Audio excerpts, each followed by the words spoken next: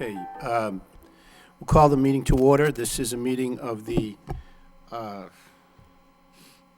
Technology and Utility Subcommittee of the Lowell City Council. Ask Madam Clerk if you could call the roll, please. Councilor Martin? Here. Councilor Milonazo? Here. Councilor Samaras? Here. 3 present. Okay, I know we had, I guess, in the just before the new year, or last year anyway, Councilor Milonazo, Councilor Samaras, and Councilor Leahy had filed motions related to cable TV, seeking interest, or the city pursue interest from Verizon, and perhaps the manager can update us on those efforts. But somewhat related to that is the Comcast contract, which is expired, and the manager thought it would be helpful in connection with those motions and others that may have been filed to bring the council up to date on where we are with the Comcast contract. So if members of the subcommittee have anything to add, fine. But otherwise, I would recognize the city manager, the acting city manager, Lila Laurie. I don't know if you want to say something about that. With Lila Laurie, she's the city manager for the day. Wonderful contribution to the Salvation Army auction, and it's been an enjoyable day.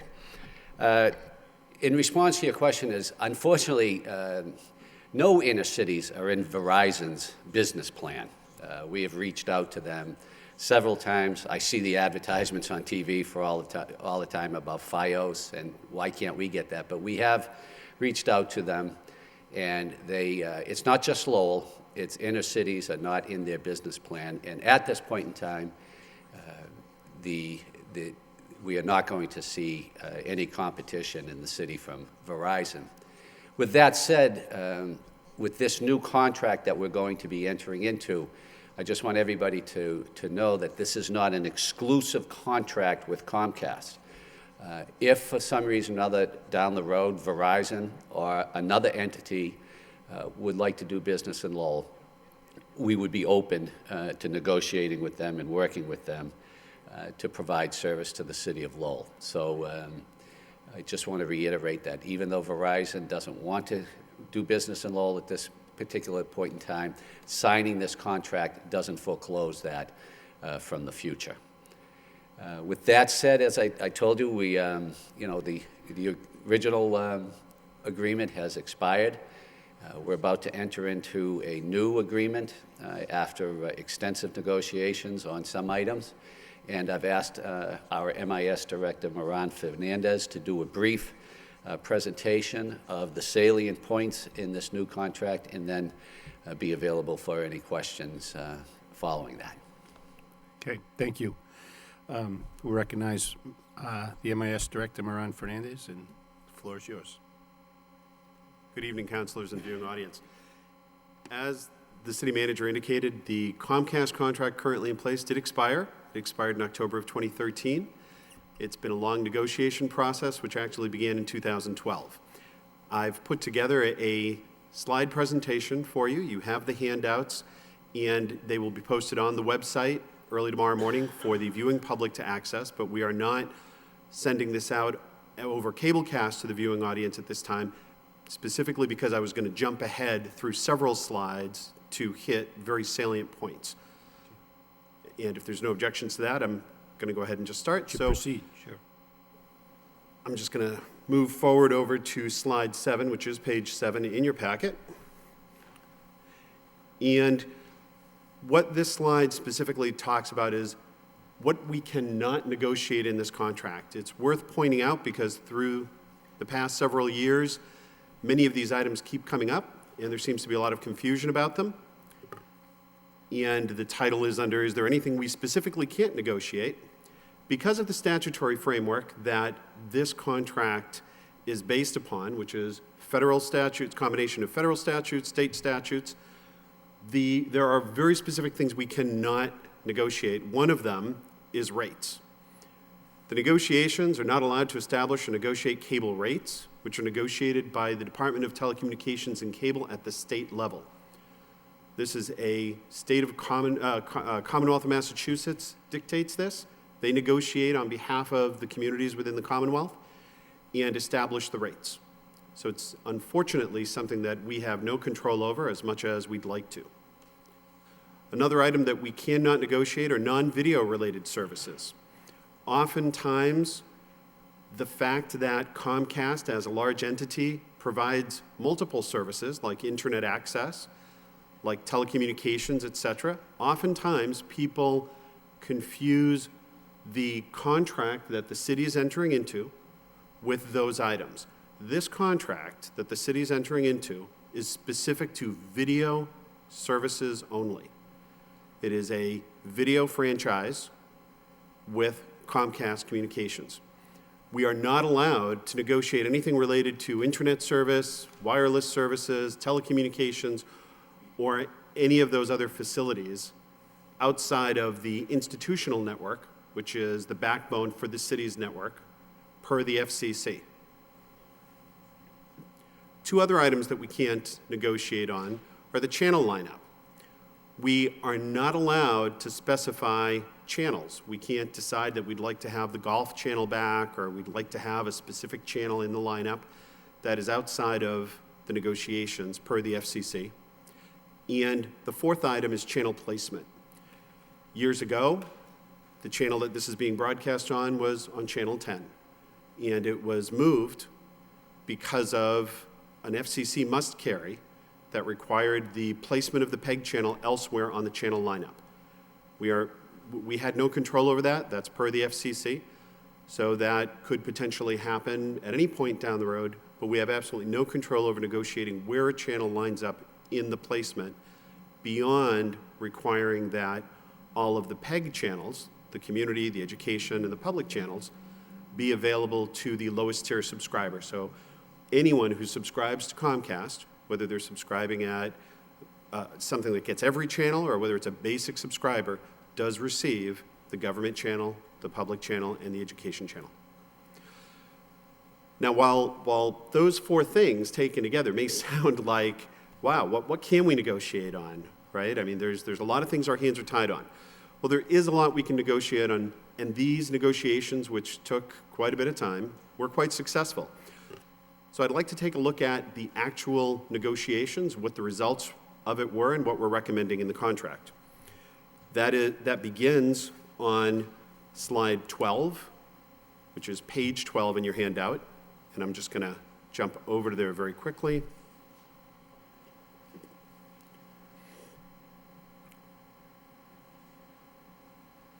And it's the slide that starts with negotiation results at the top. So the results of these negotiations yielded some really wonderful things for the city and for the subscribers and the residents. First and foremost, we negotiated a 10-year renewal contract. That's a very difficult thing to do in this day and age. Most contracts are 5 years. For the city, there's a lot of benefit to having a 10-year contract. Among the many things that are fantastic are we can basically try to forecast our revenues better. So we'll have a 10-year forecast, and that impacts not just our income here for the city, but for other entities like LTC or Access Corporation, and the monies that we provide other organizations like the schools for the educational programming. By locking in a 10-year contract, again, a non-exclusive contract, because anyone can come in at any point in time, the 10-year renewal allows us to not have to worry about some technology changes. Some examples of that include the institutional network, which I alluded to earlier, which is the backbone for the city's network. We lock that in for 10 years. We don't have to worry about it. We can expand it, grow upon it, and do some additional things for the public safety groups and whatnot, which will come up in a minute. As I mentioned, it is a non-exclusive commitment. So unlike our prior contract, which was also a non-exclusive contract, however, it provided a very specific level playing field language that required us to give up certain components of our capital payments and our franchise payments, et cetera, if we had a competitor coming into the city. That was removed, and it allows us to actually pursue, if another cable operator wants to come into the city, we're always ready to negotiate with them, but it also allows us to pursue it in a very clear negotiation strategy without having to worry about what is going to be cannibalized from the Comcast contract. Our franchise license fee is currently maximized at 50 cents per subscriber. That's the FCC max. We've been at that max for about 15 years now, and that equates to approximately $15,000. Moving on to the next page, we've maximized our PEG access funding. The PEG access funding is based on gross annual revenue, and the maximum allowable by the FCC is 5%. Each percent represents approximately $150,000.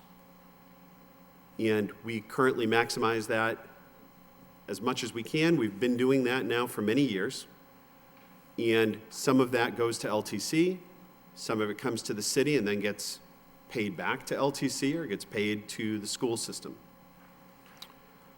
One of the biggest results in the negotiations were the increase in capital payments. Capital payments to date have always been a fixed cost of $120,000 a year. We managed to negotiate with having it change from a fixed cost to a floating percentage based on revenue.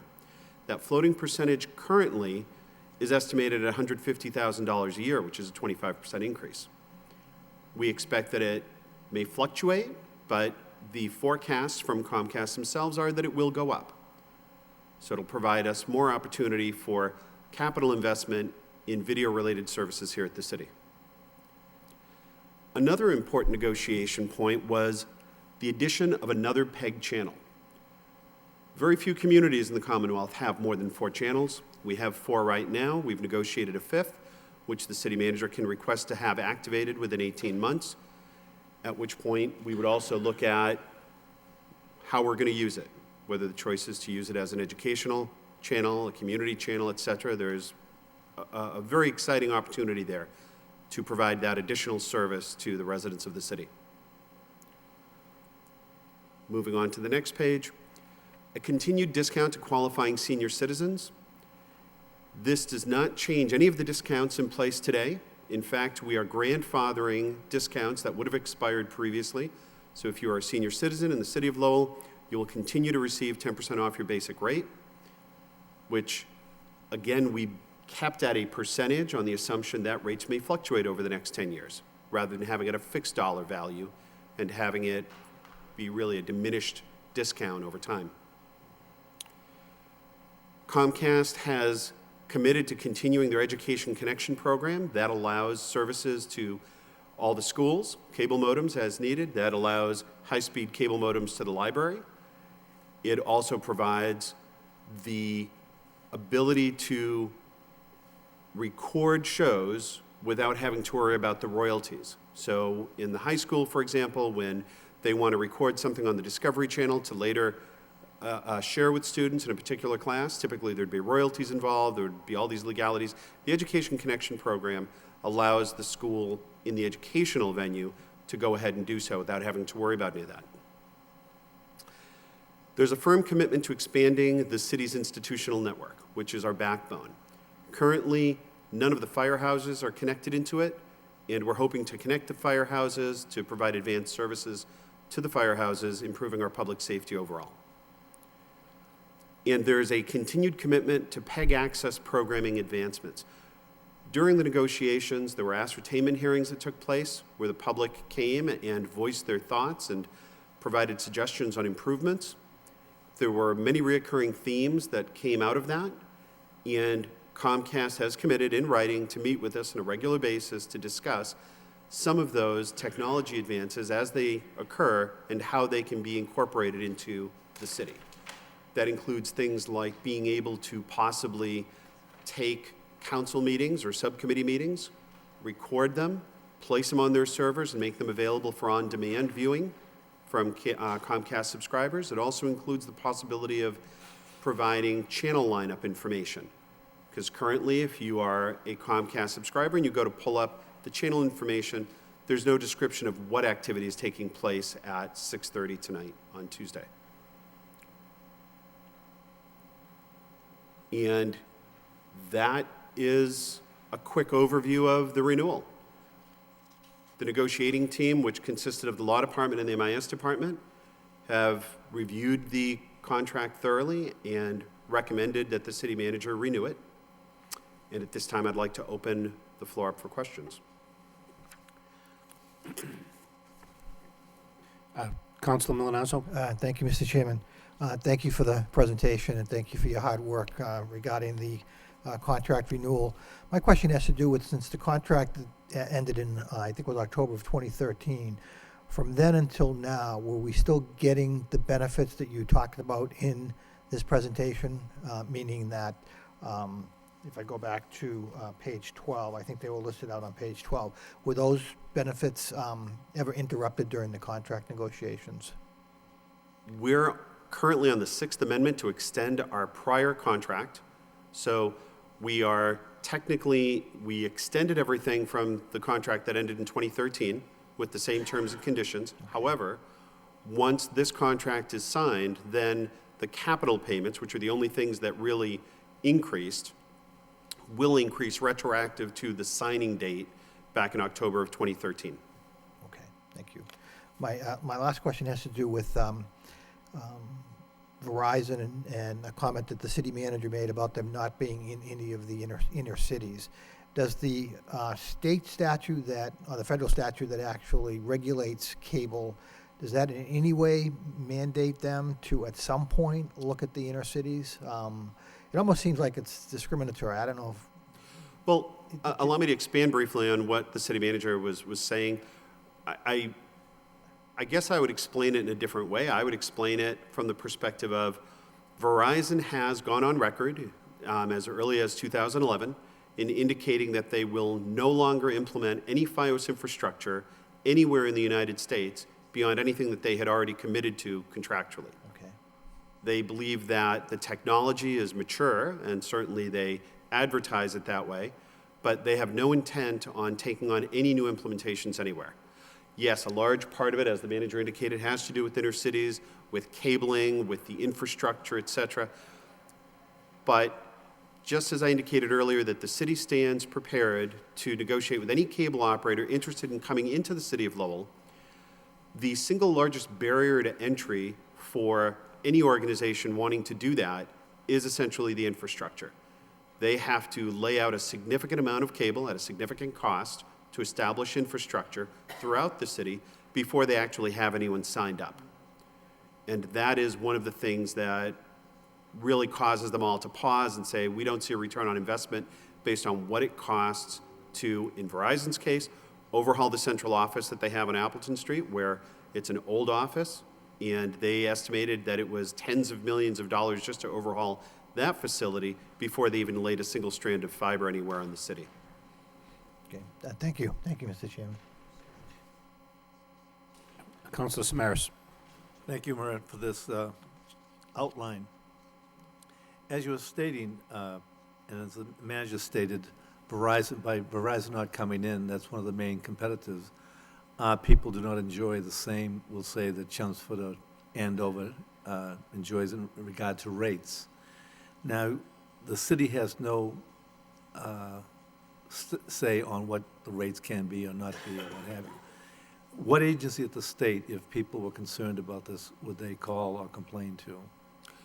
They would contact the Division of Telecommunications and Cable through the, if you went to the mass.gov website and looked under Consumer Affairs, that's where you would find the Division of Telecommunications and Cable. And that is the organization that regulates those rates. Okay, I do believe that when you were negotiating this, and because we had requested, like a company like Verizon to be looked at, that we were concerned about rates. And many of the people that live in the city are concerned about the rates because they think they, for the most part, will say pay the maximum. During your negotiations, did you in any way talk about the possibility of a policy allowing people to renegotiate their contracts with Comcast? I mean, that's a possibility anyone can do, but I mean, as a process. We certainly brought up many points, including rates. Every point that we've been asked over the years through the city manager and through the city council to the city manager to bring up, rates was certainly one of them. The answer from Comcast's perspective is essentially the FCC does not allow you to negotiate it, period, it's off the table. and they would shut down immediately. They're very specific during the cable renewal license negotiations in terms of adhering to the statutory framework established by the federal government and by the state government to ensure that they don't work outside of that framework. And things like rates, as much as all of us would like to see the rates go down, they won't discuss them. Incidentally, it's probably worth pointing out when we are talking about rates that when you're looking at rates, it's difficult sometimes to just look at the video franchise component, because many customers have actually signed up for other services like internet and telephony. So folks look at the bill as a whole, and in some cases folks have cut out one and found that the others have increased significantly, and then they pull the other one back in to drive down the rate of their triple play. Unfortunately, that's the way that many of these vendors work in these areas, where they try to lock customers in on the video, internet, and telephony. And if you try to pull one out, the prices seemingly go back up to what they were when you had all three. That's correct. And it's quite frustrating, and it's very hard to convince people that talk to you as to why the city can't do something about that. So this is good information for us to get out. And let me ask you this. Do you see it possible, though, in your knowledge about what does go on, that people can possibly renegotiate themselves with these contracts? Unofficially, Would you advise that, or unofficially, or there are other services that offer internet service, and I know they do try to bundle the process up, and what happens once they've got you under contract, eventually everything goes up. unofficially, the suggestion is that when you call the Comcast telephone number, their main number, and you ask for an account rep, oftentimes the account reps are given some leeway in terms of what packages or deals to offer you. Oftentimes there are deals that are available to them in-house. So when I have someone comment to me about rates, I often suggest that they call the Comcast number and ask someone point blank, are there any deals available that can lower my rates? Oftentimes there are. Oftentimes they require you to also agree to, say, a 2-year contract to lower those rates. But those types of packages are often offered through their inside salespeople. All right, that's good information. So basically, that's the only bargaining chip a citizen in Lowell would have, as opposed to just calling up and saying, if you don't lower my rates, I'm going to go to Verizon, or I'm going to go somewhere else. So it's a matter of negotiating what they already have out there and bring it together. Thank you. Yes, sir. Thank Okay, I had a couple of questions too. So, again, not to beat it to death on rates, but I know at one point you mentioned the FCC regulations prohibit discussion of that, but then said maybe the state negotiates. Is it really the state, or which government has control over this? So statutorily speaking, of those 4 items that you can't negotiate, the rates can't be negotiated per the state, because the state has taken, the state has the authorization to bargain for those rates for regulation within the Commonwealth. The other 3 items, the additional services, the channel placement, and the channel or the program offering, are per the FCC specifically. So the federal government controls those 3, but they delegate to the state the rate-setting Yes. authority. Okay. Some states do have a regulation, are regulated, other states are deregulated, but here in the Commonwealth it is regulated, and it's done so by the Department of Telecommunications and Cable. Okay. In the piece of the negotiation that talked about enhancements to the PEG channels, so one of the things that you mentioned is, first is potentially a new channel, and Yes, sir. you said that it's an 18-month period where that would be phased in, or how is that anticipated to work? So in the negotiations, once the contract is signed and put in place, the city manager can request, either himself or through me as his delegate, to Comcast to begin the process logistically to establish a 5th channel. That'll take about 18 months on their end because of the programming Comcast has to do. And they have to recable and do a bunch of rewiring.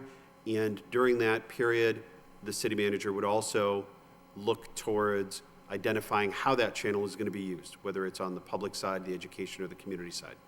Okay, so that was going to be my next question. So that's all still to come. Who's going to have, the ability to set programming for that channel and when it is up and running?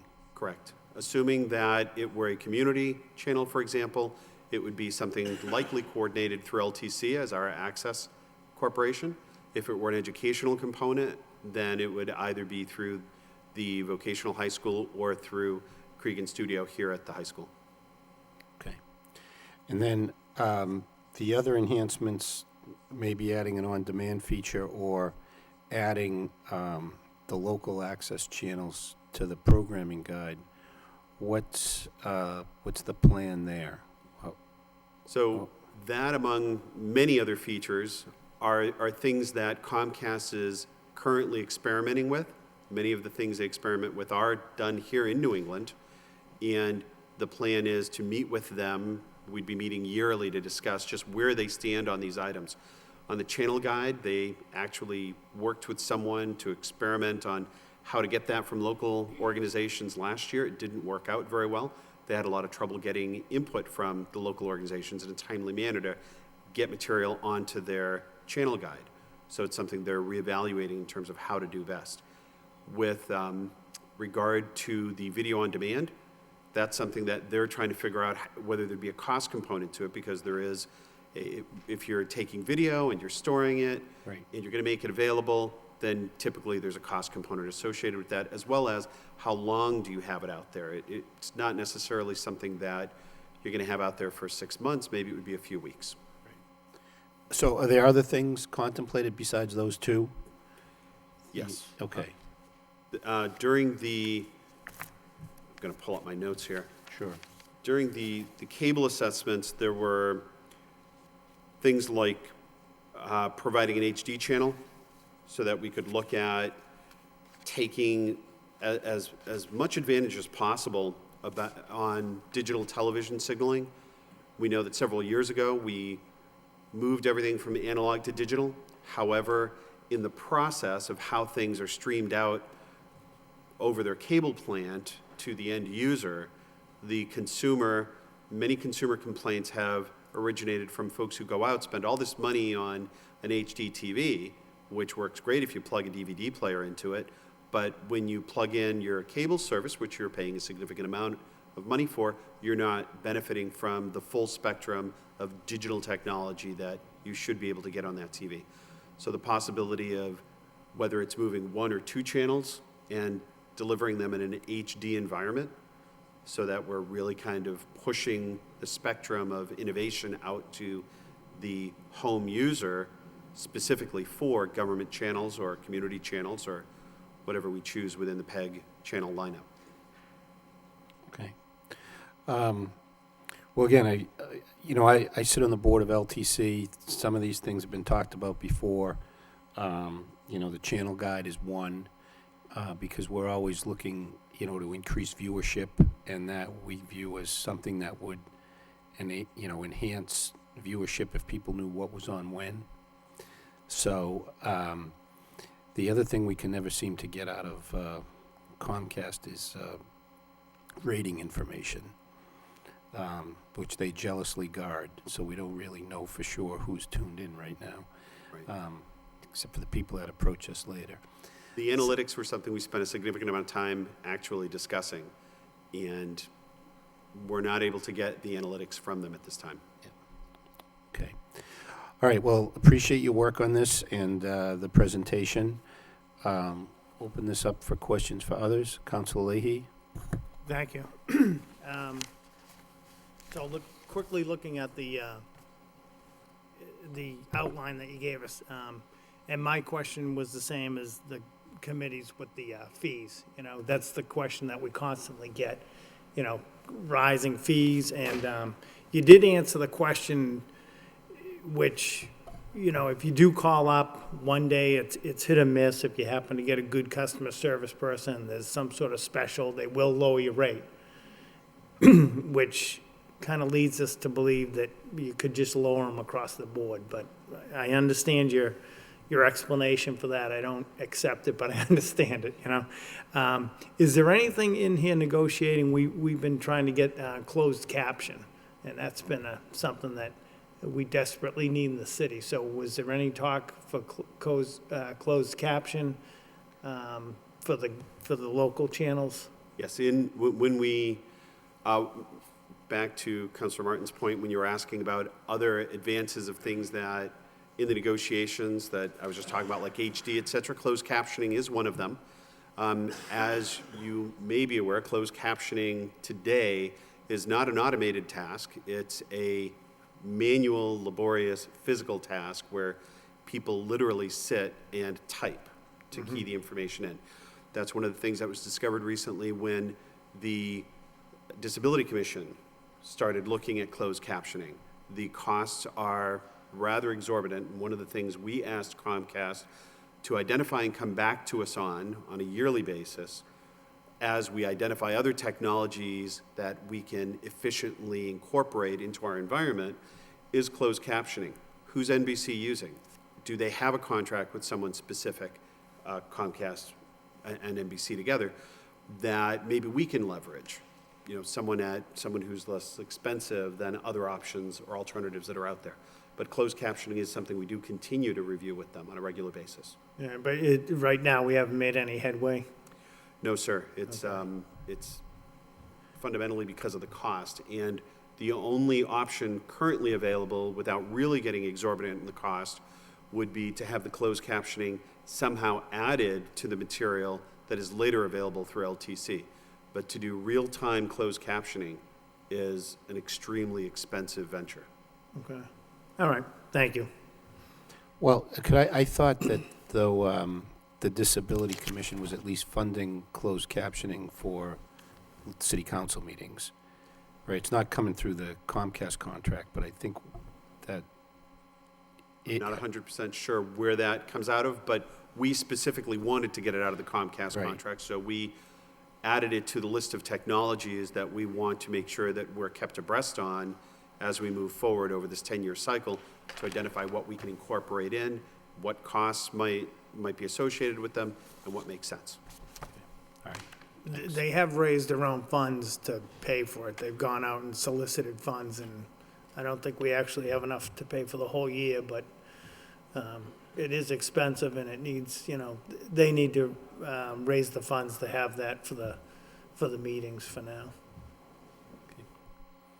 Okay, other questions or comments from other councilors or members of the public? Okay.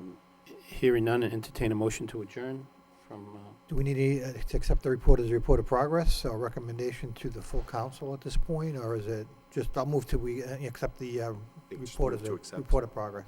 as I understand, the city manager is the awarding authority. I Okay. don't think we need any formal action, but Okay. do appreciate the update and information, and we'll report on it at the council meeting this evening. Motion to So, adjourn. motion to adjourn by, accept the report as a report of progress, and to adjourn by Councilor Milonazo, seconded by Councilor Samaras. All those in favor say aye. Any opposed? The ayes have it. Meeting stands adjourned. Thank you.